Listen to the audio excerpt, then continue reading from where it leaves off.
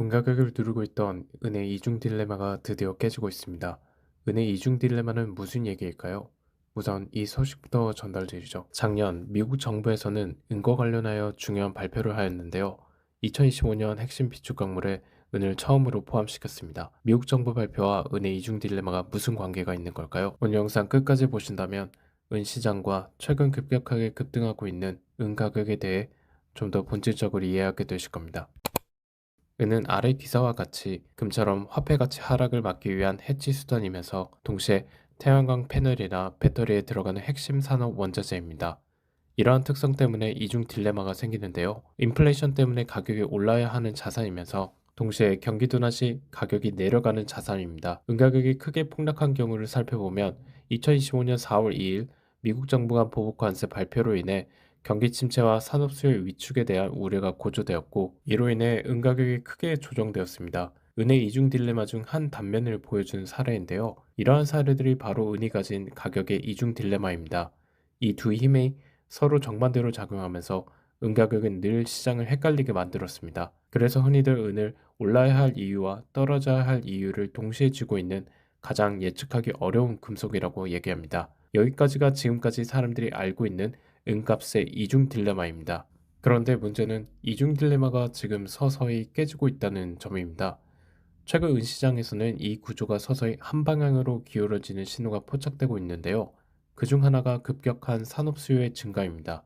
태양광, 배터리 등 전자산업에서의 은 사용량은 계속 늘고 있는데요. 무려 2016년 대비 은의 수요가 140% 가까이 상승한 것을 확인할 수 있습니다. 또 다른 경우로 런던 시장 금고에 보관된 은 실물 보유량의 감소를 들 수 있습니다. 2018년부터 10억 온스 정도가 일정 기간 유지되다가 서서히 감소하여 2024년에는 8억 온스 이하로 감소하였습니다. 또한 다른 영상에서 소개한 바와 같이 은을 빌리는 비용이 리스 레이트가 비정상적으로 치솟는 구간까지 나타나고 있었습니다. 이 말은 곧 경기가 둔화되든 말든 공급이 수요를 못 따라가는 구조가 만들어지고 있다는 뜻인데요. 예전에는 경기 둔화가 오면 산업 수요가 줄어 은이 눌릴 것이라는 기대가 어느 정도 있었지만, 지금은 오히려 은의 경기 민감 원자재라는 특성보다 구조적인 공급 부족에 시달리는 전략 자원이라는 특성이 더 부각되는 국면으로 이동하고 있는 것입니다. 즉, 그동안 은의 발목을 잡던 산업 수요 감소로 인한 은 가격 하락 힘은 점점 약해지고 있는 반면, 구조적인 공급 부족으로 인한 은 가격 상승 힘은 커지면서 은의 이중 딜레마의 균형이 무너지고 있는 것입니다. 그런데 이러한 와중에 은의 이중 딜레마 불균형을 더욱 가속화시키는 중요한 변화가 하나 더 생겼습니다. 바로 앞서 언급드린 내용인데요. 작년 미국 핵심 비축 광물 정책에 은이 공식적으로 포함되었습니다. 미국 지질 조사국과 내무부는 3년마다 핵심 광물 목록을 발표하는데요.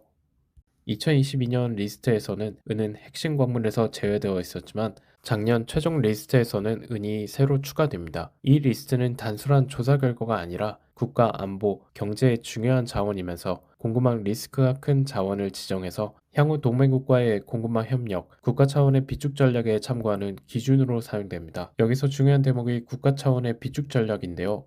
이 리스트가 국가 비축 정책에도 영향을 미치며 앞으로 미국이 은과 구리 등을 전략 비축 대상으로 삼을 수 있다고 분석합니다. 즉, 국가 차원에서 은을 매집할 경우 은 시장의 수요 공급 불균형은 더욱 커지게 됩니다. 예전의 논리는 이랬습니다. 경기가 침체되면 산업 수요가 줄어드니 은은 인플레이션 해치선이라도 은 가격은 결국 애매하게 움직인다.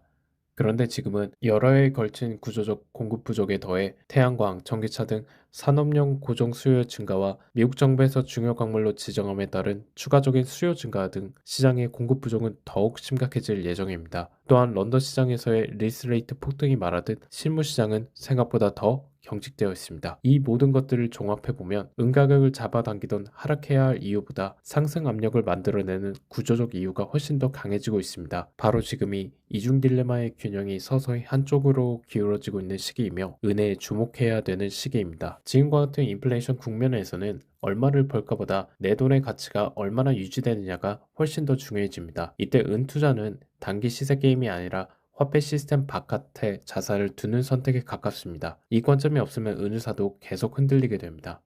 은투자의 기준을 잡고 싶은 분들을 위해 은투자 시작을 위한 종합 안내서를 이북으로 만들게 되었습니다. 이 가이드는 은가격 전망을 맞히는 책이 아닙니다. 대신 인플레이션이 자산에 어떤 영향을 미치는지, 왜 앞으로 현금 보유가 가장 위험해지는 시점이 오는지, 소액 투자자는 은을 투자 상품이 아니라 자산 배치로 어떻게 접근해야 되는지, 은가격을 볼 때 반드시 함께 봐야 할 거시 지표와 구조적 신호들을 중심으로 구성했습니다. 영상 고정 댓글에 링크를 남겨두었습니다. 인플레이션 시대에 어떤 자산에 내 구매력을 맡길 것인가를 차분히 고민하고 계신 분이라면 큰 도움이 될 것입니다.